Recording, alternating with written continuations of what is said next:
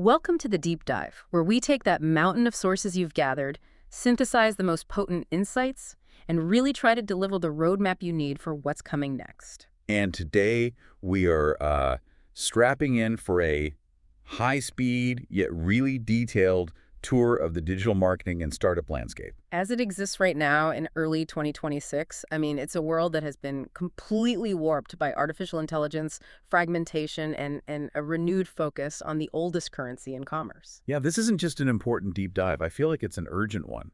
The rules have genuinely changed, and the speed of that change, it's accelerated exponentially. Right. And it feels like a lot of businesses are left chasing metrics that, they just don't correlate with revenue anymore. Exactly. So our mission today is to synthesize the playbooks of three major intellectual forces that, frankly, represent very different approaches to this new reality. Okay, so who do we have on the docket? Well, we have Neil Patel, who's the meticulous, data-driven practitioner. He just thrives on execution. Then there's Seth Godin, the enduring philosopher of marketing, who kind of anchors us in ethics and humanity. And the third? And Hiten Shah, the pragmatic founder, who always ties strategy back to solving a real urgent problem. And what we're looking for here is that strategic synthesis, right? The thing that defines success in this new era. We need to decide, based on all this combined wisdom, is the path forward pure, relentless volume? The method popularized by people like Gary Vaynerchuk. Or is it something deeper? Does success have to be fundamentally anchored in Godin's values of trust and service? And our ultimate currency here, the central non-negotiable theme that I think binds all these contrasting sources together, is trust. Absolutely. If you don't earn it, you can't buy it, and you certainly can't automate it. Yeah. The core insight, really, across all our sources is this unified understanding that the digital ecosystem is just not linear anymore. The customer journey isn't a straight line from a search to a sale. Not at all. Platforms are no longer siloed. TikTok is influencing Google search behavior, and Reddit commentary is literally informing AI overviews. Algorithms are blurring, almost seamlessly, with genuine human behavior. So what we're synthesizing is a framework for success where the goal isn't just to capture attention for a second. No, it's to earn the right to keep it, and then ultimately to convert that earned attention into durable value. So for you, sitting with us today, the core question we're trying to shortcut for you is this. Where is marketing spend, and maybe more importantly, customer attention, actually going right now? Is it the quick-hit tactics that promise immediate growth? Or is it that long-term, slow-burn, ethical commitment to building a community? We need to provide that operational clarity. And we begin this journey, interestingly, with a little context from Paramendra Bhagat, who often reminds us of the age of abundance that was prophesied a long time ago. Right, and if every creative output, every piece of content, every digital product can be cheaply generated by AI, then abundance is no longer a virtue. It's the background noise. So Bhagat urges us to approach this journey not as people who have arrived and are now just optimizing, but as if you're just starting out on your trillion-dollar journey. Mm-hmm. And that prospective humility combined with this massive, uncompromising ambition is exactly the right mindset for navigating all this fragmentation and noise. We have to build value that cuts through that abundance. Okay, let's unpack this with the detailed, data-backed reality. We have a lot of ground to cover, so let's jump straight into the tactical world of Neil Patel's 2026 playbook. He's the perfect place to start. I think so. He's recognized globally, founder of NP Digital, and he frames the modern landscape not as a set of separate marketing channels. No, it's a fragmented, interconnected ecosystem where visibility demands a complete overhaul of how we approach discovery and intent capture. Patel is perfect because he deals in high-volume, measurable data. His work from late 2025, early 2026, it shows this decisive shift away from siloed thinking, where you only focus on Google or only focus on Meta. Yeah, that's over. The key takeaway from his analysis is that the search process, the fundamental act of discovery, has fundamentally fractured. And I think this shift in how discovery happens is probably the biggest challenge for traditional marketers. So let's start with this first big idea. From search engines to discovery engines, the rise of search everywhere. It sounds simple, but the implications are massive. Right. The core idea is that a user's quest for an answer or a product doesn't necessarily begin by typing something into Google anymore. Not at all. It begins with a scroll on platforms like Instagram, TikTok, and especially YouTube. People are finding answers before they even consciously formulate a classic search query. And this isn't just, an anecdotal observation. Patel provides the data shock that makes this undeniable. And it is a shock. We all know Google is massive. It still handles roughly 13 billion searches a day, which is just an astronomical number. Yeah, that seems to confirm its dominance. It does in traditional indexing. However, Patel sources indicate that Google only controls about 27% of total search behavior across all platforms. Wait, only 27%? Yeah. That means nearly 3/4 of the intentional discovery, the serious research, the preference-shaping behavior is happening somewhere else. Often in these visual, high-engagement environments, we historically just didn't classify as search at all. Exactly. That 73% figure, it changes everything. It means if you're only optimizing for Google, you are missing the vast majority of where intent is actually formed. And it's not just that users are searching in new places. The platforms themselves are actively manufacturing intent. That's the perfect way to put it. Think about it. Traditional SEO was reactive. A user had a need, typed a query, and the engine reacted with 10 blue links. Simple. But now social algorithms are proactive. They feed you an unboxing video, a side-by-side comparison, a creator demo of a product you didn't even know you needed. They nudge your preference upstream. So by the time that user eventually types a specific query into Google, they might already have a strong biased preference that was formed by a short video they saw a week ago. And that's exactly why the optimization strategy has to change entirely. Patel reframes traditional SEO, calling this new multi-platform approach search everywhere optimization, or sometimes GEO, generative or global experience optimization. And that's much more than just clever wordplay. It's a strategic mandate. What does it mean in practice? It means optimizing content for platform mechanics beyond just a web browser. Thinking about how a piece of content will perform on YouTube, how it will be categorized by TikTok's internal system, and, critically, how it will be retrieved by an LLM. So what does this search everywhere optimization actually look like in the trenches? Patel gives very specific, actionable advice for optimizing for in-app search. And it all focuses on clarity and structure for both humans and machines. Brands have to optimize content around full conversational questions. Because that's how people talk to voice assistants. And it's increasingly how they prompt generative AI. You need clear, predictable formats that travel well. Definitive tutorials, scannable lists, honest side-by-side comparisons. And crucially, you have to prioritize those on-platform engagement signals. You mean things like saves? Exactly. Saves are a signal of future intent. Shares are a signal of value. Comments are a signal of engagement. And direct messages, or DMs, are a signal of deep interest. And those signals tell the internal platform algorithm that the content is valuable. Which pushes it to more people, creating this self-reinforcing visibility loop that has nothing to do with Google's crawlers. And the data on YouTube's enduring authority is a really critical anchor point in this fragmented landscape. It is.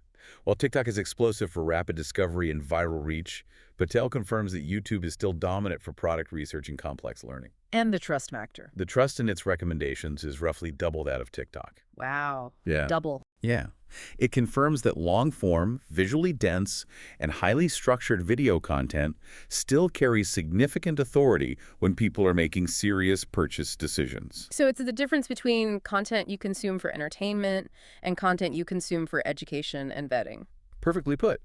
You might find a new brand on TikTok, but you'll probably vet it on YouTube. This leads us into a really mind-bending area, which is visibility without clicks, social content as AI training data. This is the synthesis layer that Patel highlights, where content kind of transcends its native platform.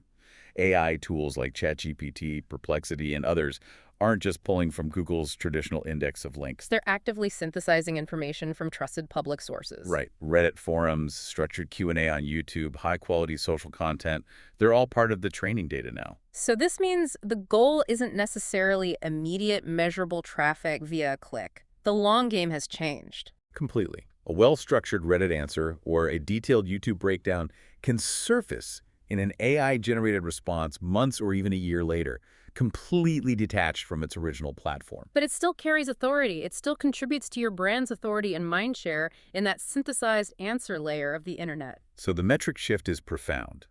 Visibility in 2026 is not just about traffic.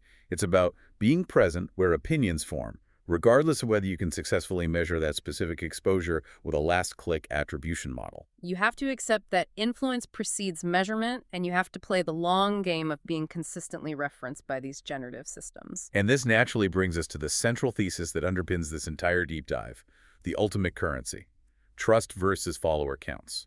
And Patel just categorically debunks the myth that follower counts, or even vanity metrics like impressions, correlate with revenue in 2026. They don't. Trust does.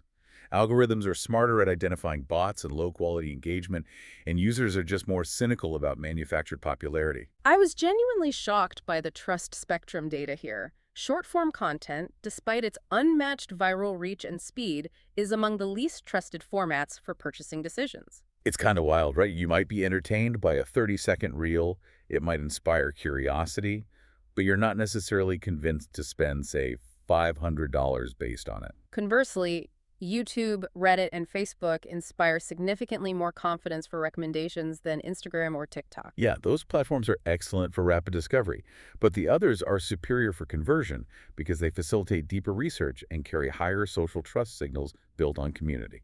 So to combat this increasingly low-trust, high-volume environment, Patel prescribes an overwhelming commitment to what he calls proof-heavy content. The antidote to all the generic AI-generated noise and low credibility is just radical transparency. So we're talking case studies with real numbers, screenshots of actual customer results. And crucially, transparent explanations of failures as well as wins. This doesn't just show expertise, it shows authenticity and experience qualities that AI cannot yet convincingly fake at that level of specific emotional detail. Patel also makes a critical distinction that Godin echoes later in a more philosophical sense: audience versus community. And this is a distinction of ownership and control. Right. Audiences are rented. You rely entirely on the platform's algorithm and your ad budget to access them. They're volatile. But communities are owned. They are durable relationships that you cultivate, often through email or private forums, which create these competitive moats that survive algorithm shifts and rising ad costs. So building a community is building a durable asset. Building an audience is just paying rent on unstable ground. And we have specific data on the trust destroyers, the fastest ways brands accidentally kill their own relationships. Okay, what are they? Patel surveyed over 18,000 respondents and identified the top 3 fastest ways to lose followers. First, excessive, nonstop promotion, just shouting instead of serving. That makes sense. Second, irrelevant or off-brand content, which is basically breaking the implied promise of the relationship. And third, a sharp decline in quality or, obvious automation. So the message is simple. If you are using AI to be lazier or louder, you will be penalized by the very people you are trying to reach. Exactly. Which feeds directly into the refined approach brands must take in the world of influencer marketing. Let's look at influencer marketing reconsidered. Smaller, slower, smarter. Patel notes that high-quality influencer exposure can accelerate the decision-making process by nearly 39%. It effectively shortens the path from awareness to purchase. It compresses the time required for trust formation. However, the data reveals a profound paradox that challenges the old metrics of scale. Yeah, this is key. The data shows that influencers with fewer than 100,000 followers consistently outperform much larger creators on 2 key metrics: Oh, wait. trust and conversion efficiency. Why is that? Because their audience sees them as peers who are recommending something genuinely useful, not as paid spokespeople completing a transaction. The trust is personal, not commercial. And that personal touch is exponentially more powerful in a high-noise environment. And the financial side of this is specific and relevant to budget allocation. Price sensitivity matters significantly. It does.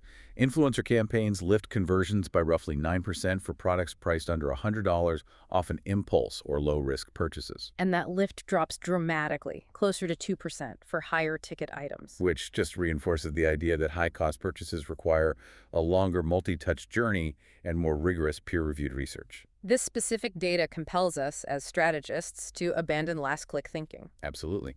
Patel cites compelling data showing that 94.5% of all online conversion journeys span multiple channels.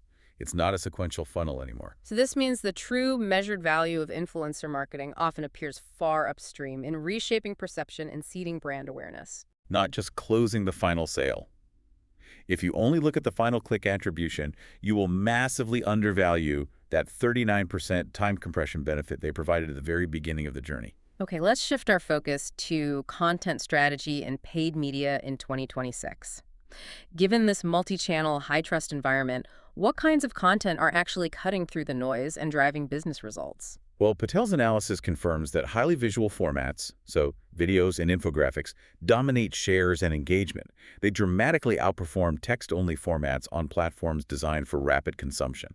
But here's the key difference. For high-quality lead generation, interactive tools calculators, quizzes, configurators, they outperform traditional blogs and ebooks. Yeah, by providing higher quality, higher intent leads, even if there are fewer of them in total. That's an important signal. And the budgets are following the high-quality content. We're seeing content budgets rising again. Which signals renewed economic confidence and the belief that durable, authoritative content is a necessary investment against ever-increasing ad costs. And Patel advises adhering strictly to the 80-20 rule for content allocation. Right.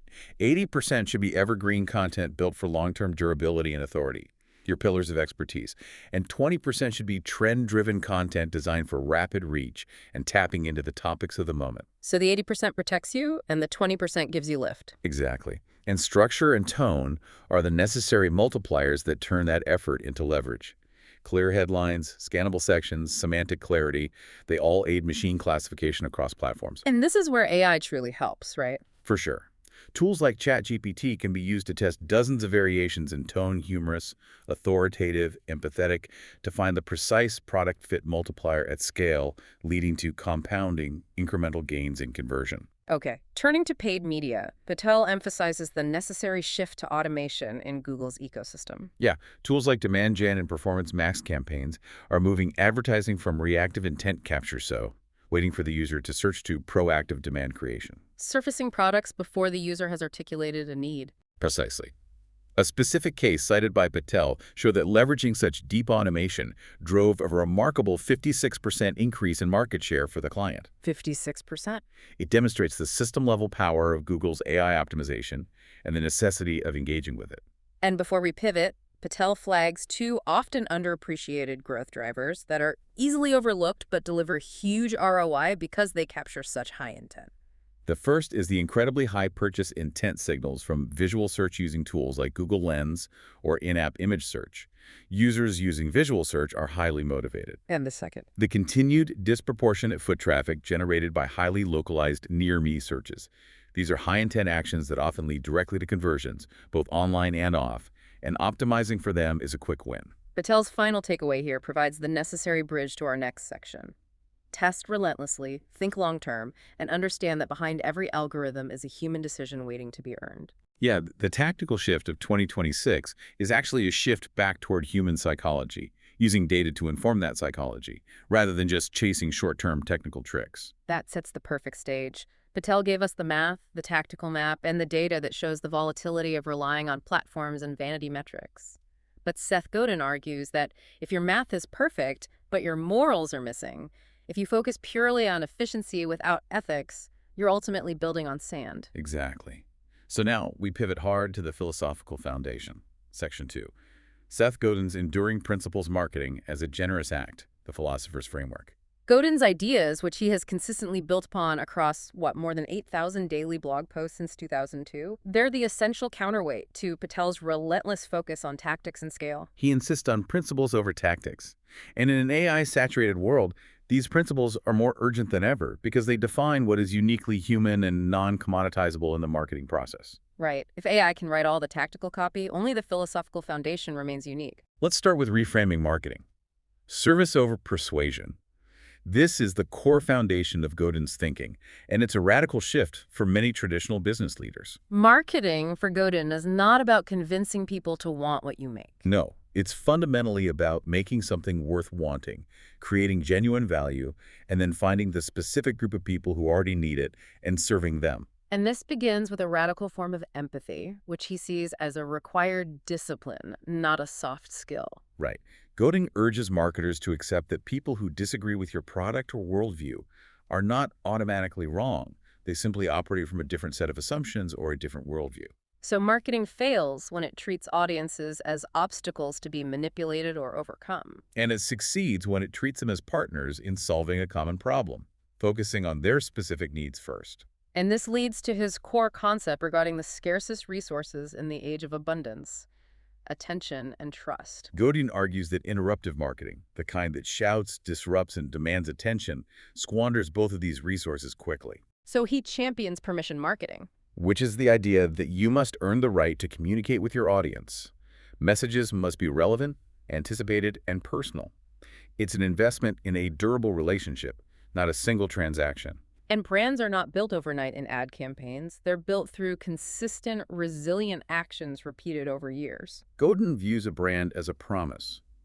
Value creation, he notes, sits at the center of that promise, amplified by scarcity, whether that scarcity is social, time-based, or cultural. The lesson is to understand how meaning multiplies worth, not how to cheaply manufacture a temporary shortage of product. Exactly. Now, Godin brings a much-needed philosophical perspective to the AI era with escaping commoditization in the AI economy. This is his persistent regent warning. When automation or AI can produce good enough, functionally perfect outputs at scale, sameness becomes lethal. If your product, service, or even your marketing copy is interchangeable with others, you are immediately vulnerable to price wars. This danger of commoditization makes businesses interchangeable, driving them into a race to the bottom. So Godin insists that people must define and then relentlessly defend their unique contribution. What is it that cannot be automated? This means emphasizing emotional resonance, lived experience, impeccable taste, genuine care, and, most importantly, trust. These are the last best defenses against generic, high-volume AI output. And he draws a sharp, clear line between bargains and discounts. A critical distinction. Discounts are easy. They are simply price reductions that erode margin and teach customers to wait. But bargains are moments when perceived value rises dramatically through superior insight, thoughtful service, or impeccable timing. Lowering the price is almost always the weakest and least imaginative lever a marketer can pull. He is sharply critical of hype-driven consumption rituals that depend on price cuts, like massive, frantic discounting events. He suggests frenzied discounting is often a failure of imagination. Especially when AI now enables better alternatives, like personalized, thoughtful research and highly intentional buying. This inherent tension between creators and the platform ecosystem leads us to platform dependency and ownership. And Godin has been warning about the trap of relying on rented land for years, but the warning is magnified today. Oh, absolutely. Algorithms are fundamentally designed to trap attention for the platform's benefit, not to serve creators or the audience. They reduce outbound links and throttle organic reach to serve their own corporate metrics. This systemic decay is what he famously calls enshittification. It's the gradual, almost imperceptible process where platforms, after successfully attracting users and creators, increasingly extract value from them, prioritizing advertisers and platform profits over user experience and creator benefit. He cites LinkedIn's evolving feed dynamics as a potent modern example, a professional network that increasingly prioritizes promotional posts and engagement stunts over genuine professional conversation. So the solution is the same as it was 2 decades ago, but its importance is absolute today. Own what you can. This means blogs, email lists, RSS feeds, and direct personal relationships are the only truly durable assets. They compound quietly, immune to algorithmic volatility and platform mood swings. You must focus effort on building assets that you control entirely. And this ownership redefines advertising itself. Ads, in the Godin framework, should be judged not just on clicks or conversions, But on whether they successfully build long-term connection and trust. Did the ad invite future, permitted attention, and strengthen the relationship? If not, it may have been efficient in the short term, but it was not truly effective in the long run. Moving into the world of organizational behavior and leadership, we look at leadership and change management. Godin's definition of leadership is fundamentally moral and often counterintuitive. He flips the traditional mantra. Great responsibility often creates power, not the other way around. Weak leaders rely on coercion, using their title as authority. Whereas strong leaders build alignment through shared purpose and genuine humility. For Godin, empathy is not a passive feeling. It's a rigorous, active discipline. The effort required to truly see others as they are, operating within their own worldviews. And gratitude is a daily habit, a deliberate action that opens doors money cannot. This kind of ethical maturity is required to navigate large-scale change, like AI adoption. Leadership means embracing change before clarity arrives. Waiting for certainty guarantees irrelevance, as new technologies always arrive rough, incomplete, and ambiguous. He also introduces a foundational design concept, Gall's law. which states that complex systems that actually work evolve from simple systems that worked. Innovation is iteration, not grand architecture built from scratch. And he powerfully encourages ejecting proactively, initiating projects, conversations, and connections, often before you feel entirely ready. Progress, he states, belongs to those who begin. Finally, Godin offers crucial insights into how people experience change and erosion of trust. He notes that humans notice acceleration, not constant velocity. Marketers must frame innovations through comparison compared to what came before for their impact to land effectively. If the improvement is subtle or merely constant, it is often missed. And then there's the famous buffet problem.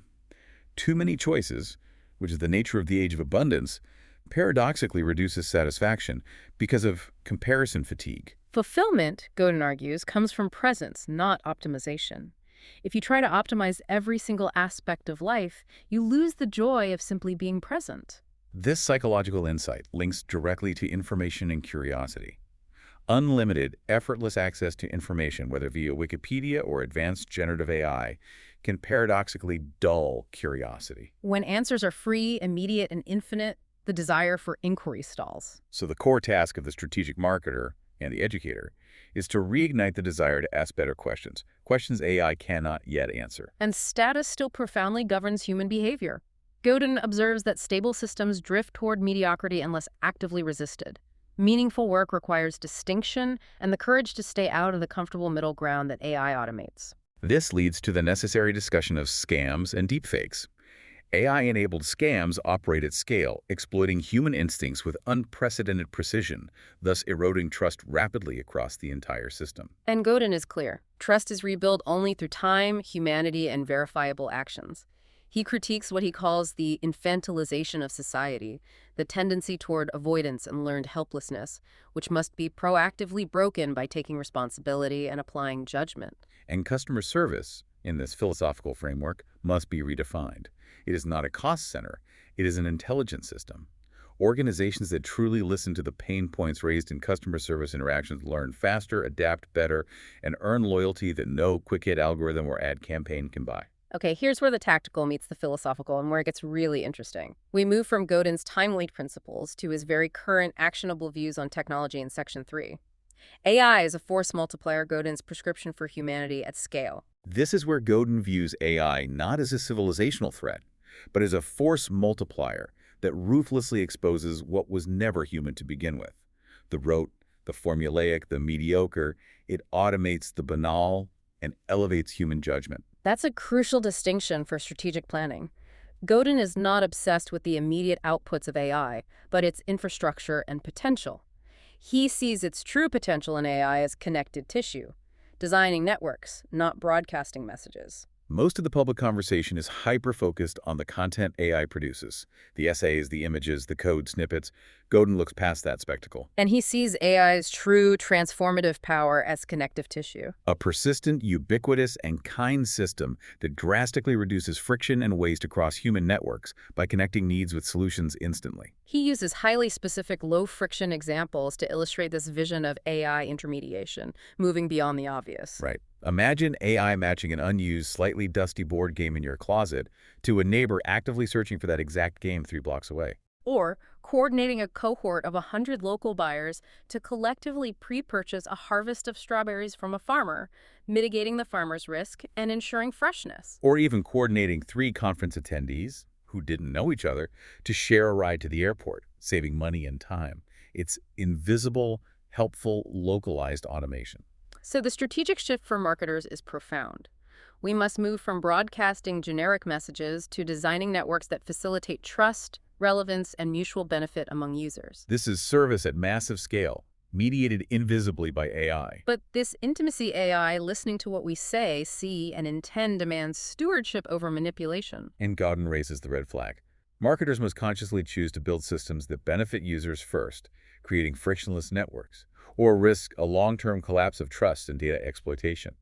The moral compass is not optional when you have this kind of ubiquitous, deep connectivity. Now, for the practical application of Godin's ideas under personalization, verification, and the effort gap, he has actionable advice on turning generic, all-purpose large language models into personalized, high-value collaborators. He suggests creating a living document, a few pages describing your learning style, personal expertise, core values, and communication standards, and periodically uploading it to the LLM as a context reset or a baseline instruction.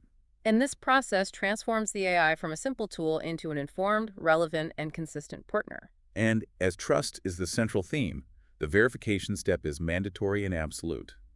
AI must never be trusted blindly for facts or novel data. Godin's preferred prompt is simple but effective. Please double-check this and offer sources that I can personally verify. He points out that unlike human collaborators who might feel insulted, AI doesn't resist scrutiny, which makes this process incredibly efficient and robust. This leads to the paradox of effort in the age of automation. Humans are instinctively wired to seek the path of least resistance and the quickest shortcuts. But computers thrive on rigorous detail and structure. Marketers must take the long way around, investing significant time in precise, high-effort instructions, constraints for exponentially better outcomes. Lazy input equals cheap, lazy output that contributes to that banal middle. And he offers a strict two-part trust framework for AI use. Use AI primarily for recoverable tasks, so easy to undo, like brainstorming 50 headline variations or drafting a throwaway tweet. And verifiable tasks. Right. Inspectable for accuracy before commitment, like drafting positioning statements or legal disclaimers. Avoid complacency, especially with irrevocable decisions, because AI error is often a subtle adaptation or confident hallucination rather than a loud complaint. Godin directly addresses the fear and resistance toward AI, and productivity always wins, redefining human value. Yeah, the fear of AI replacing human labor, the backlash from authors and musicians, mirrors historical panics over the printing press, recorded music, and digital cameras. And history's verdict is consistent and overwhelming. Productivity wins. New tools always generate more value and ultimately more employment in adjacent higher-level fields. Productivity wins because it creates more total value with less human friction and labor. AI automates the banal middle. Generic copy, formulaic listicles, low-stakes variations. This process doesn't cheapen creativity itself. Rather, it exposes and massively increases the value of emotional resonance, unique taste, and narrative judgment. These high-level human skills become non-negotiable. The polarization analogy is the clearest way to understand this economic shift. Photography didn't eliminate art. It simply eliminated most portrait painters who replicated reality poorly. Instead, it increased demand for original expressive art.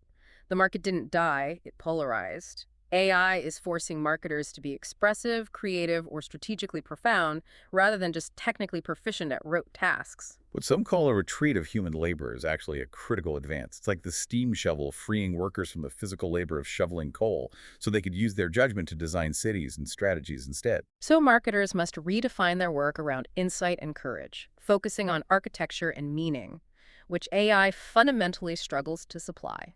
This brings us back to the effort gap explained. It's a profound mismatch in human expectations. We accept that earning a PhD takes years of effort and failure, but we abandon AI tools if the first three outputs aren't brilliant. And this lazy, shallow engagement guarantees shallow, interchangeable results. The leverage, the exponential force multiplier, exists only for those willing to engage deeply, applying Godin's principles of iterative refinement and specific instruction. Spending an hour refining an AI output can unlock illustrations, research, or narratives that used to take years of traditional effort. The key is in refining the result, not just accepting the first draft. And the consequence is an almost binary outcome. If your AI use is lazy, cheap, and interchangeable, you're a button pusher, that role will be outsourced or automated entirely.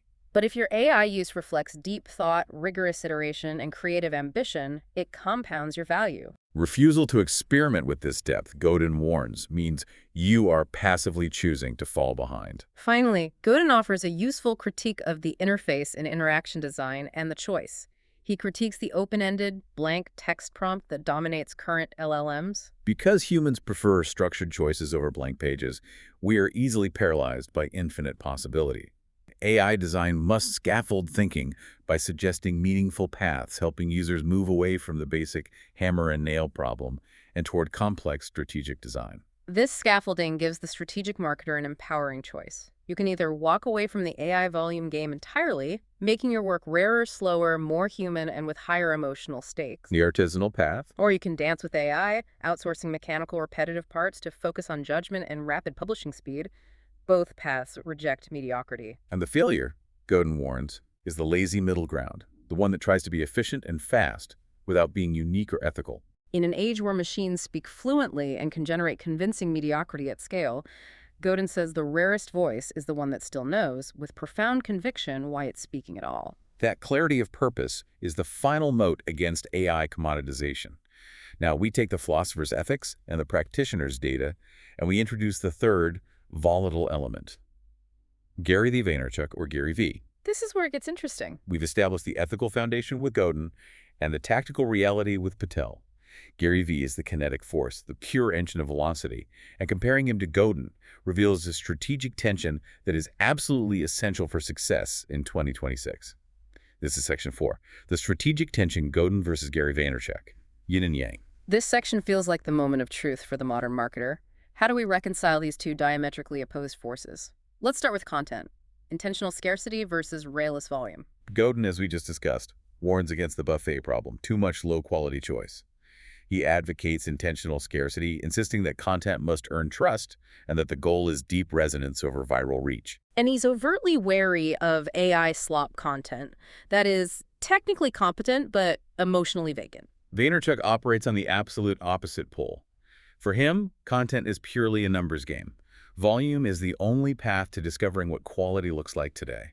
So his instruction is simple. Post more, try everything, repurpose endlessly across all channels. Right. Platforms are free distribution pipes, and AI is simply an accelerator, fueling speed, ideation, and rapid creation. He sees content volume as essential surface area for potential connection. This is where the synthesis must occur, and it's the key actionable insight here.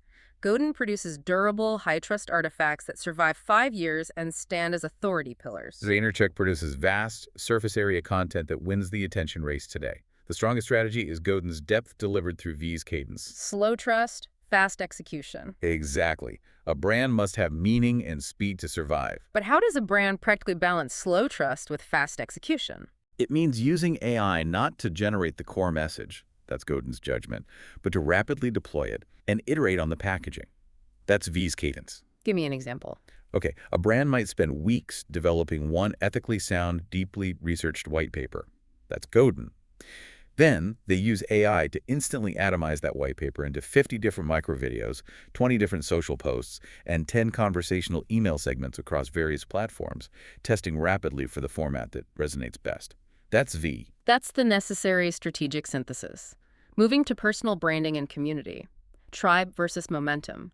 Godin sees branding as an ethical obligation. It's about keeping promises and building a tribe connected by shared, non-negotiable values. And he insists on audience ownership through durable assets like email and blogs. His communities are structured and coordinated like orchestras. Vaynerchuk, conversely, sees branding as leverage, a wealth engine fueled by attention. He emphasizes obsessive, early engagement, replying to every DM, every comment, being omnipresent.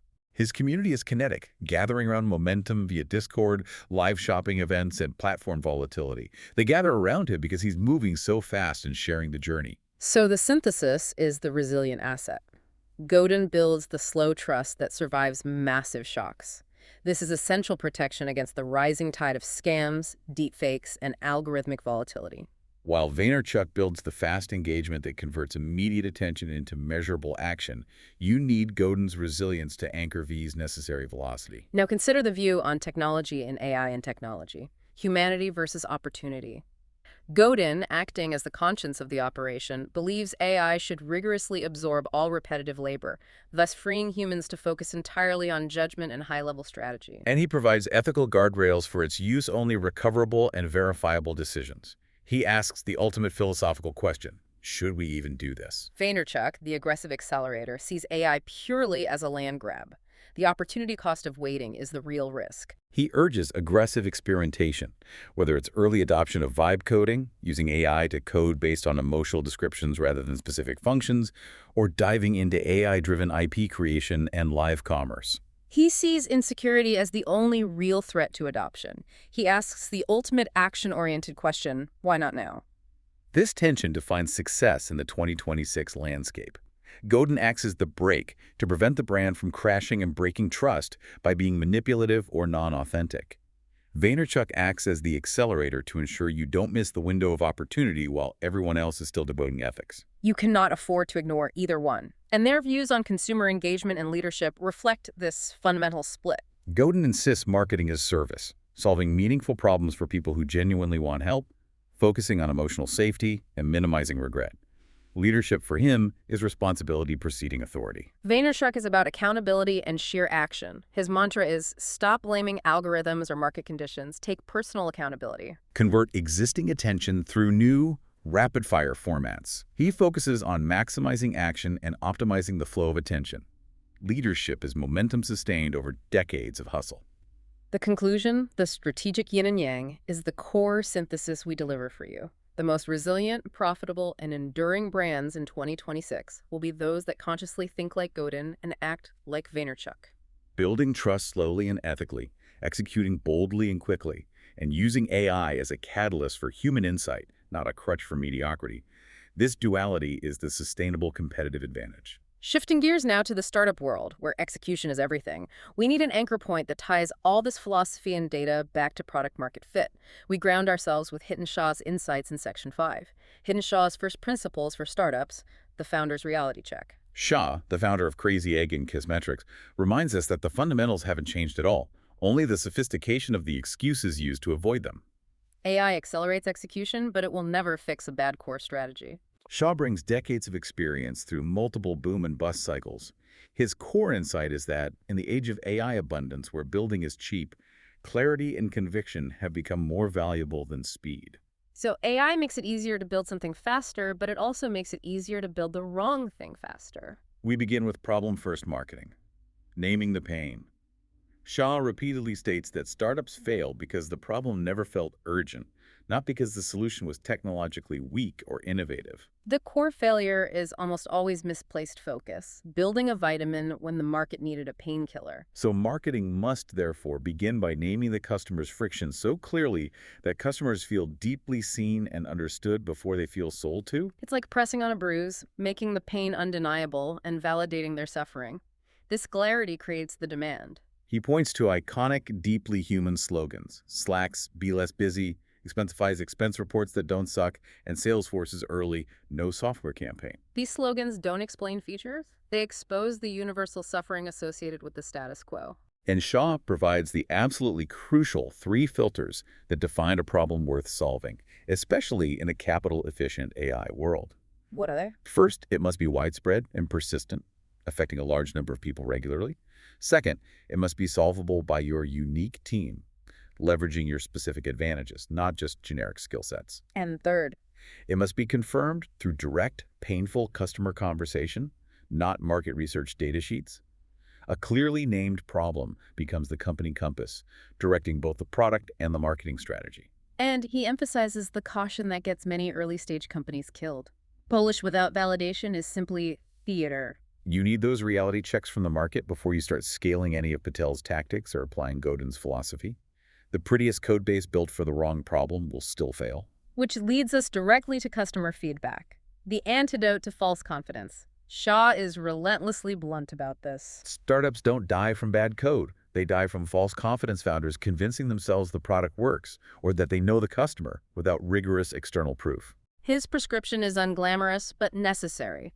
Watch users struggle, listen for hesitation in their voice when they describe the product, and meticulously instrument drop-offs, not just conversions. Building without this feedback, he says, is navigating a complex new market in the dense fog with a broken compass. And crucially, founders need to reframe how they view competitors. They should treat competitors not as distractions, but as powerful mirrors revealing unmet needs, pricing signals, and fundamental expectations that you might be blind to in your own echo chamber. This feedback loop is hypercritical, specifically in AI products. When AI systems quietly fail or subtly misfire, generating a confident but false fact, for example, users don't always complain. They adapt by lowering their expectations and, critically, lowering their trust. This silence teaches them not to rely on you. Feedback loops are essential to catch this subtle trust erosion before it sabotages the entire product experience. Shah's mantra captures the necessary tension here. Learning comes from colliding with reality. Growth lives in the friction. If you're not encountering friction, you're likely not moving fast enough or talking to enough customers. Next, we address distribution and sales. The real bottleneck. This is a hard truth many technical founders try to avoid. Great products do not and have never sold themselves. Distribution, not innovation, is the perennial bottleneck for every startup. And founders often hide behind building and iterating because selling feels personal and failure is often immediate and painful. But delaying distribution suffocates the product, no matter how good it is. Shah reframed sales not as cold calling, but as energy transfer, the act of making people want to join the product, story, or mission. Silence is the real killer. Startups fade quietly, they rarely explode in public failure. And he powerfully advocates for building in public not as a self-promotional branding tactic, but as a form of survival and strategic clarity. So sharing progress, failures, and hard-earned lessons creates gravity that attracts necessary attention and sharpens the product direction based on real-world input. And the litmus test for true market momentum is this. You're not truly a founder until someone asks for what you're building without prompting. That is, the pain is so great they are seeking you out. Now, let's bring AI into Shah's world in AI's role. Collapsing time, scarcity of judgment.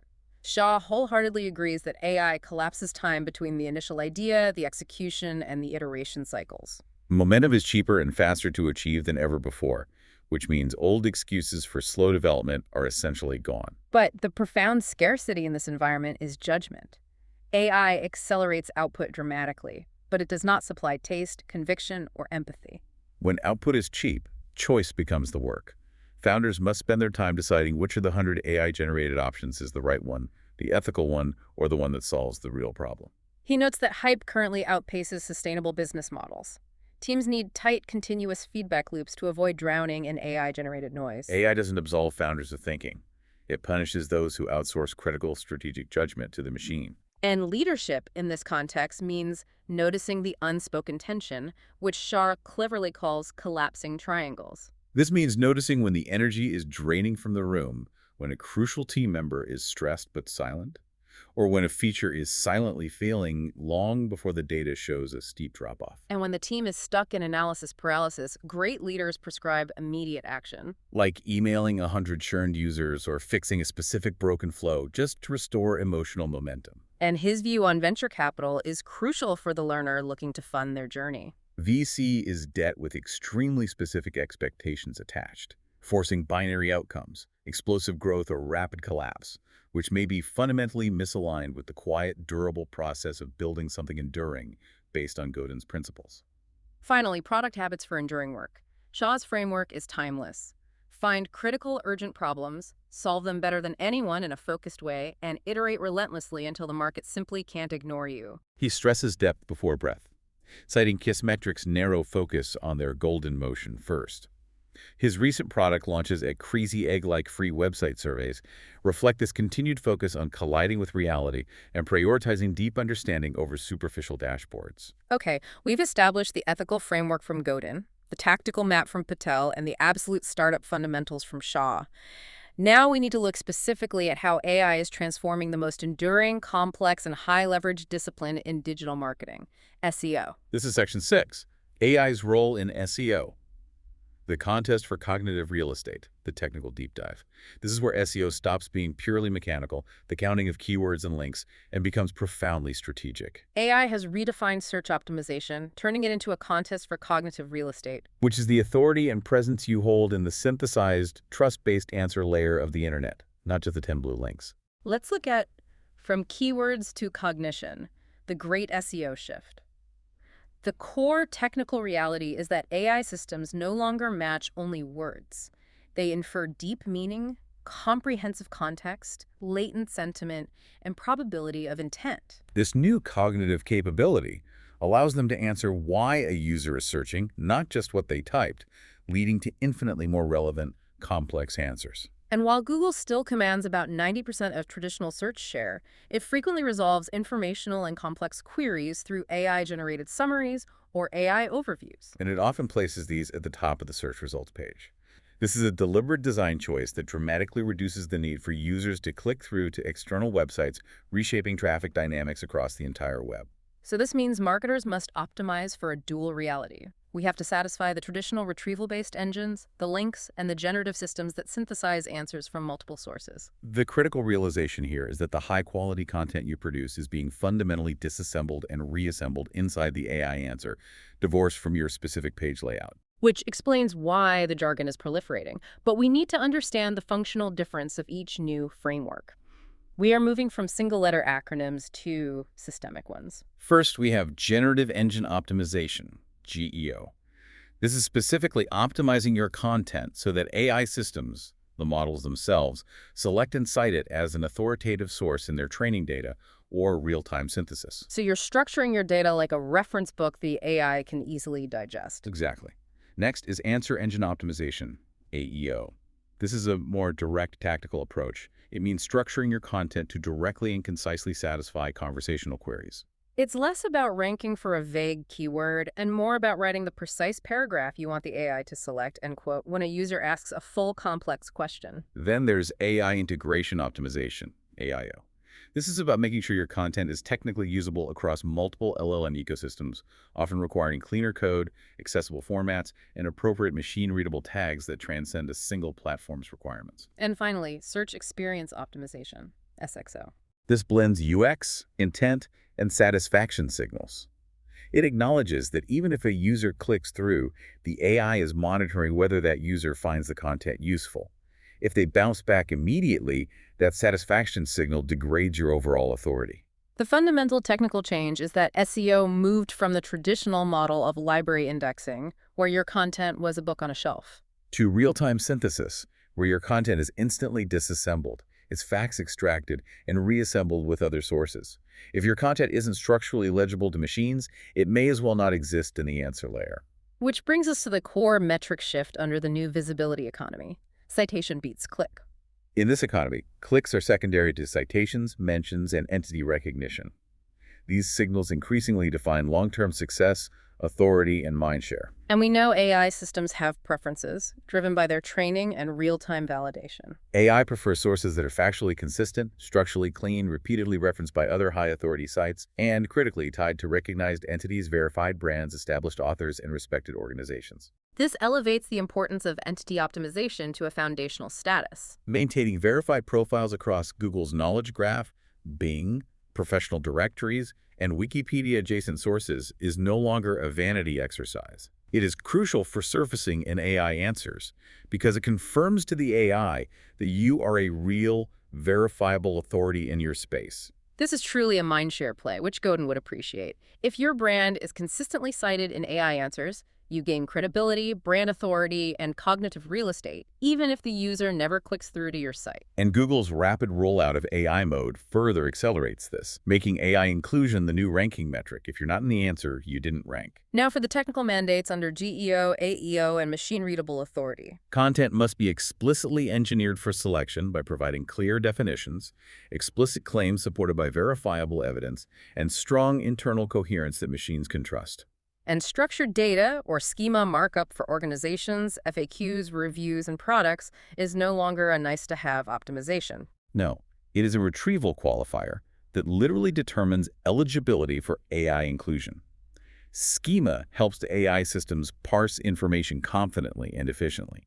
If you omit it, you're making yourself invisible to the most powerful distribution mechanism on the planet. And programmatic SEO remains essential, particularly for high-volume industries like SaaS and e-commerce. Data-driven tools, calculators, and dynamic, highly specific resources provide unique value that generic AI generation cannot easily replicate. These tools guarantee surface relevance and solve unique user problems at scale. Turning to automation and the content mandate, AI is collapsing the content cycles dramatically. Modern AI agents can analyze GA4 data, cluster keywords, identify content gaps, and generate structured drafts in hours instead of weeks. The excuse of not enough time to produce content is over. The winning content model is a synthesis of the machine and the human. AI speed, 70% of the mechanical work, plus human discernment. Right. Refining accuracy, injecting unique narrative, ensuring persuasion, and applying Godin's taste. Automation without oversight leads to convincing mediocrity. The AI slop that Godin warned would be penalized by users and platforms alike. And we must always satisfy dual audience, humans who buy and machines that rank. This requires clear hierarchy, semantic clarity, easily quotable facts, and strong signals of expertise and trust. Post-click satisfaction measured by algorithms through saves, shares, dwell time, and interaction is the final arbiter. Content must do something valuable for the user. The road ahead confirms the urgency of acting now. AI overviews already appear in roughly a quarter of searches, and that penetration is accelerating. SEO is not dying. It is ascending, becoming a highly strategic discipline of systems thinking, authority building, and deep intent alignment. The goal is no longer just to be a link on the page, but to be the default cited answer in the generative response. We've covered the ethical framework, the tactical map, the startup fundamentals, and the technical changes in search. Now, in Section 7, Final Synthesis and Listener Takeaways, Macro Trends, we pull the threads together and decide what this complexity means for you as a strategist in early 2026. We need to anchor this theoretical discussion in observable, real-world market behavior. Let's start with macro trends from Patel. We are seeing marketing budgets rising across the board, signaling renewed economic confidence in spending to drive growth. But this spend is being scrutinized heavily for ROI. This is not the time to retreat on investment. It's the time to refine it.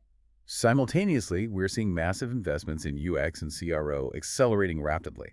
As ad costs climb, which they inevitably will in a fragmented competitive environment, every single percentage point gained in conversion rate becomes exponentially more valuable. So CRO is the necessary defense against rising ad costs. For e-commerce operators, Patel's data provided specific tactical guidance. Peak conversions consistently happen midweek, particularly in the afternoons. That's a highly specific data point, key for optimizing expensive media spend, scheduling major campaigns, and timing email sends for maximum engagement. And perhaps the most enduring macro trend, shared by Patel, Shah, and Vaynerchuk, is this. Personal branding is a long-term compounding wealth accelerator. Attention compounded with consistency and genuine value can be systematically converted into income over time. It's an own asset, immune to algorithm shifts. Patel also addresses the market hype around new AI interfaces. He remains skeptical, predicting that new AI browsers will not instantly replace established products like Chrome. Because adoption is constrained by deeply ingrained habit, established trust, and ecosystem lock-in. Right. Google, he argues, will simply absorb AI capabilities into existing products, making the disruption less catastrophic than some predict. Next, let's look at the quiet dominance of email, Patel's contrarian insight. In a world obsessed with TikTok reach, email budgets are paradoxically rising. Because the ROI remains the most measurable and resilient channel, immune to platform shifts and algorithmic volatility. And here is the most actionable fix for email quality, which is counterintuitive. Patel's data shows you should ditch the over-engineered, heavily graphical corporate look. Plain text, conversational emails outperform polished HTML layouts, landing in primary inboxes 2 to 3 times more often, driving higher open rates, and outperforming most channels in lead-to-customer conversion. Across both B2B and B2C. The personal, human touch wins the inbox war, even if that touch is automated using Godin's principles of relevance. And finally, we return to the prophetic vision. Godin's challenge. Godin's enduring advice provides a necessary mental guardrail for this high-speed environment. Stop trying to predict the future. Prediction is cheap, and creation is rare. Focus your energy on what you can build and control today. The most radical, subversive act in an age of infinite distraction and overwhelming volume is profound focus. To decide what is enough content, enough platforms, enough speed, is a necessary counterweight to the sheer volume and velocity advocated by the Vaynerchuk approach. The enduring message, which is the ethical and structural core of our entire deep dive, is clear. Choose generosity over manipulation. Choose deep, earn trust over cheap, transient tricks. Choose people and relationships over fleeting platforms. This commitment to humanity is the only durable strategy left in a world of AI-driven abundance. So after synthesizing the tactical data from Patel, the ethical framework from Godin, and the reality checks from Shah, what stands out to you? It's clear that the digital landscape in 2026 demands 2 seemingly contradictory things. High-speed, relentless execution combined with relentless ethical discipline and humility. The synthesis is the path forward. You must think like Godin, ensuring you are solving a meaningful, urgent problem. That's Shah's mandate. Execute boldly and quickly like Vaynerchuk, and focus your output on verifiable, high-trust content like Patel. Ignore any one of those 3 components, and your strategy will fail the market test. The digital landscape in 2026 demands that we use AI as a lever to elevate human work, to focus on judgment, taste, and insight, rather than as a crutch for mediocrity and laziness. The key to winning is in verifying the outputs, owning the relationship, and focusing entirely on the underlying painful problem that needs solving. The most dangerous thing right now isn't the competition, or even the algorithms. It's the professional complacency that comes from accepting easy, AI-generated output as good enough. You have the map, laid out by three of the sharpest minds in the game. Now it's about execution and ethical investment. And we'll leave you with this final, provocative thought to shape your strategy this week. We know that Hiten Shah noted that Adam Mosseri's year-end memo on Instagram was framed as being about AI and creators, but the deeper reading suggests it's ultimately about platform control. So if the platforms we rely on for discovery are fundamentally designed for control, not creation, what specific step can you take this week to proactively build an asset you truly own, something immune to algorithmic volatility and platform control? Think about that single action as you define your path forward.